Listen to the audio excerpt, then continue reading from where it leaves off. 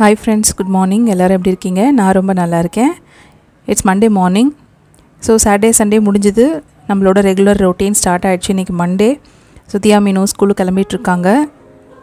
நான் வந்து காலையில சமைக்க ஆரம்பிச்சிட்டேன். இன்னைக்கு வந்து காலையில எனக்கு டீ போட்டுட்டு அசோக் வந்து green tea வேணும்னு கேட்டாரு. அதனால அவருக்கு green tea போட்டு எனக்கு வழக்கம் போல பால் டீ போட்டுருக்கேன். லஞ்சுக்கு வந்து கீ ரைஸும் எக் கிரேவியும் பண்ணலாம் அப்படின்னு சொல்லிட்டு அதுக்காக கொஞ்சம் சீரக சம்பா அரிசி எடுத்து தண்ணியில் போட்டு கழுவிட்டு தண்ணியில் போட்டால் கொஞ்சம் ஊறுன்னு சொல்லிட்டு அதை எடுத்து வச்சிட்டேன். க்ரீன் டீ லீஃப் போட்டதுக்கப்புறம் அதை மூடி வச்சுட்டு அடுப்பை ஆஃப் பண்ணிட்டேன். ஸோ வெயில் வந்து நல்லா ஸ்டார்ட் ஆகிடுச்சு. சென்னையிலலாம் நல்லாவே வெயில் தெரியுது. அதனால் வந்து எல்லோரும் நல்லா ஃப்ரூட்ஸ் நிறையா சாப்பிடுங்க. தர்பூசணி கிர்னி பழம்லாம் வந்து மார்க்கெட்டில் கிடைக்கிது. வாங்கி நல்லா நிறையா சாப்பிடுங்க. தண்ணி நிறையா குடிங்க.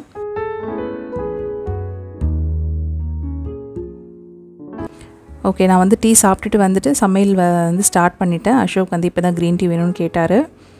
அவருக்கு போட்டு கொடுத்துட்டு குக்கரில் வந்து கொஞ்சம் எண்ணெய் ஊற்றிட்டு எண்ணெய் காஞ்சதுக்கப்புறமா ஒரு 2 வெங்காயம் நல்லா நீள நீளமாக நறுக்கி வச்சுருந்தேன். அதையும் போட்டு நல்லா வதக்கிக்கலாம். வெங்காயம் வந்து நம்ம பிரியாணிக்கு வதக்குற மாதிரி நல்லா ப்ரௌன் கலரில் மாறணும். அந்தளவுக்கு நல்லா வதக்கிக்கணும். ஏன்னா நம்ம வெங்காயம் வந்து குக்கரில் போட்டு அப்படியே வேக விட மாட்டோம். நல்லா வதக்கிட்டு இது நல்லா கலர் மாறிடுச்சு. இப்போ வந்து தனியாக வந்து அதை எடுத்து வச்சிடலாம். எடுத்து வச்சுட்டு அதே குக்கர்லேயே நெய் வந்து ஒரு 3 ஸ்பூன் ஊற்றிக்கலாம். நெய் ஊற்றிட்டு அதில் வந்து கொஞ்சம் ஸ்பைசஸ், பட்டை, லவங்கம், 2 ஏலக்காய், சீரகம் வந்து கொஞ்சம் சேர்த்து போட்டுக்கணும். ஏன்னா அதுதான் இந்த டிஷ்ஷுக்கு வந்து மெயின் ஃப்ளேவரே கொடுக்கும். அதனால் சீரகம் போட்டுட்டு நல்லா ஒரு 2 பெரட்டி விட்டுட்டு நம்ம கழுவி ஊற வச்சிருந்த சீரக சம்பா அரிசி சேர்த்துக்கலாம். அரிசி வந்து தண்ணியெல்லாம் சுத்தமாக ட்ரெயின் பண்ணிவிட்டு வெறும் அரிசியாக போட்டு நல்லா வதக்கிக்கணும். நல்லா வந்து பெரட்டி விட்டுட்டு இப்போ அந்த அரிசிக்கு தேவையான அளவுக்கு உப்பு சேர்த்துக்கலாம். இந்த டிஷ்ஷில் பார்த்திங்கன்னா நம்ம சைட் டிஷ்லேயும் உப்பு சேர்ப்போம், இந்த ரைஸ்லேயும் உப்பு சேர்ப்போம். அதனால் உப்பு வந்து பார்த்து சேர்த்துக்கணும். நம்ம கரெக்டான அளவு சேர்த்தோன்னா சாப்பிடும்போது கொஞ்சம் எக்ஸஸாக தெரியும்.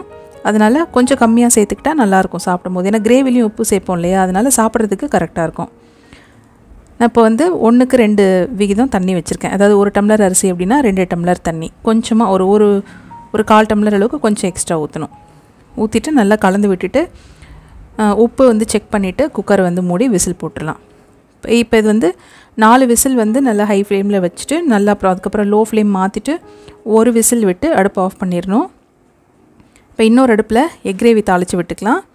எண்ணெய் வந்து காஞ்சதுக்கப்புறமா கொஞ்சம் பெருஞ்சீரகம் சேர்த்துருக்கேன். அதில் 2 பச்சை மிளகா வந்து நல்ல ஒரு ஃப்ளேவர் கொடுக்கும். அதுக்காக பச்சை மிளகா நல்லா பரட்டி விட்டுட்டு அதில் ஒரு 3 வெங்காயம் பொடியாக நறுக்கி வச்சுருந்ததை சேர்த்துக்கலாம்.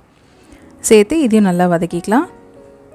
இது வந்து நம்ம ஓரளவு கொஞ்சம் கறி குழம்பு பண்ணுற மாதிரி தான். இஞ்சி பூண்டு பேஸ்ட்டெல்லாம் சேர்ப்போம். இப்போ வெங்காயம் வதக்கிறதுக்காக கொஞ்சமாக உப்பு சேர்த்துருக்கேன். இப்போ இதுலேயே 1 ஸ்பூன் இஞ்சி பூண்டு பேஸ்ட்டு சேர்த்துக்கலாம். சேர்த்துட்டு அதையும் நம்ம வதக்கிக்கலாம்.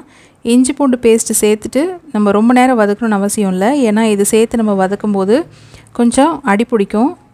அதனால் ரொம்ப நேரம் வதக்கணும் அப்படின்றது இல்லை. ஒரு 4 பெரட்டிட்டு கூடவே தக்காளி வந்து சேர்த்துக்கலாம்.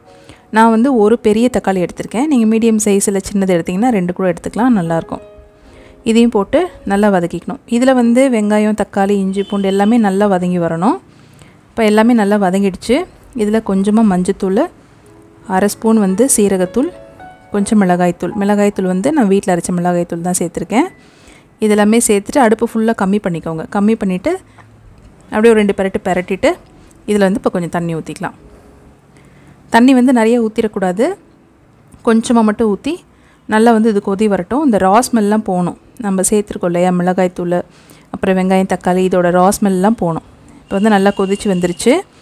இந்த டைமில் முட்டையை வந்து நம்ம இதில் உடச்சி ஊற்றிக்கலாம். முட்டையை வந்து நம்ம உடச்சி மெதுவாக ஊற்றணும். ஏன்னா அதில் இருக்க மஞ்சக்கரு வந்து கலங்கிடக்கூடாது.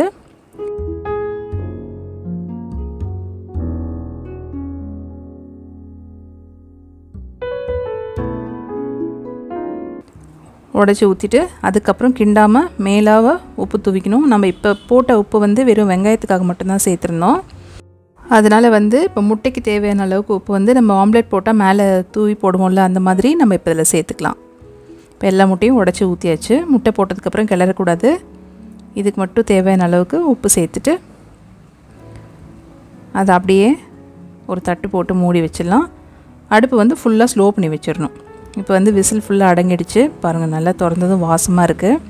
இப்போ இதில் கொஞ்சம் முந்திரி பருப்பு தாளித்து கொட்டிக்கலாம். அதுக்காக நெய் ஊற்றிருக்கேன். நெய் காஞ்சதுக்கப்புறமா முந்திரி பருப்பு போட்டு நல்லா அது பொன்னிறமாக செவக்க விட்டு அதை எடுத்து நம்ம கீ ரைஸில் சேர்த்துக்கலாம்.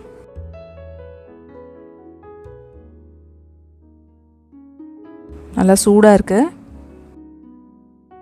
இதில் கலந்துட்டு நம்ம ஃபஸ்ட்டு வந்து வெங்காயம் வதக்கி எடுத்தோம்ல, அந்த வெங்காயத்தையும் இப்போ வந்து இதில் போட்டு கலந்துக்கலாம்.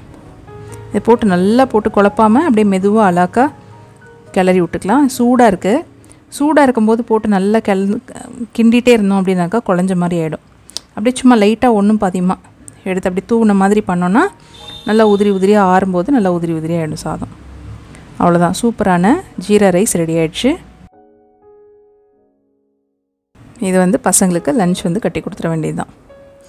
இப்போ வந்து நம்ம போட்ட முட்டையும் வந்து நல்லா வெந்திருக்கும். திறந்து பார்த்துடலாம். பாருங்கள், முட்டையெல்லாம் சூப்பராக வெந்திருக்கு. இப்போ வந்து நம்ம போட்ட முட்டை வந்து ஒன்றோட ஒன்று ஏதாவது ஒட்டிகிட்டு இருந்தது அப்படின்னா மெதுவாக அதை அப்படியே தனித்தனியாக பிரித்து விட்டுற வேண்டியது தான். பிரித்து விட்டுட்டு இதுக்கும் ஜீரா ரைஸ்க்கும் ரொம்ப நல்லாயிருக்கும் சாப்பிட்றதுக்கு.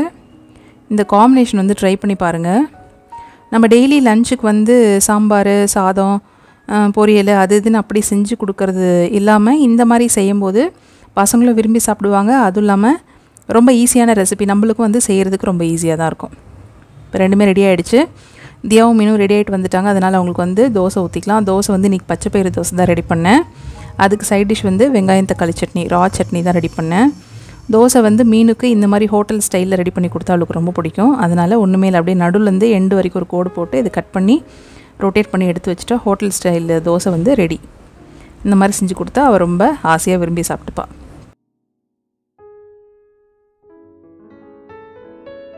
கூடவே ஒரு முட்டையும் வச்சுட்டா அதையும் சாப்பிட்டுப்பா. அசோக் வந்து மதியானத்துக்கு ரைஸ் வேணாம் சப்பாத்தி வேணும்னு கேட்டார். அதனால் அவருக்கு மட்டும் கொஞ்சம் கோதுமை மாவு கலந்து சப்பாத்தி போடலான்னு சொல்லிவிட்டு சப்பாத்தி மாவு பிசைஞ்சேன். ஸோ காலையில் டிஃபனுக்கு வந்து தியாக்கும் மீனுக்கும் எனக்கு 3 பேருக்கும் வந்து பச்சைப்பயிறு தோசை, அசோக்கும் பச்சைப்பயிறு தோசை. மத்தியானத்துக்கு வந்து பிள்ளைங்களுக்கும் எனக்கும் ஜீரா ரைஸ் பண்ணிவிட்டு எக் கிரேவி பண்ணேன். அசோக் வந்து சப்பாத்தி வேணும்னு கேட்டார். அதனால் அவருக்கு மட்டும் சப்பாத்தி போட்டு கொடுத்துட்டு சைட் டிஷ் வந்து இது எக் கிரேவி வந்து சப்பாத்திக்கும் ரொம்ப நல்லாயிருக்கும். அதனால் இதே மதியானத்துக்கு அவருக்கு வச்சு கொடுத்துட்டேன். இதுதான் இன்றைக்கி நம்ம வீட்டில் லன்ச் மெனுவாக இருந்தது. நீங்கள் என்ன இன்றைக்கி பண்ணிங்கன்னு சொல்லிவிட்டு எனக்கு கீழே கமெண்ட்டில் போடுங்க.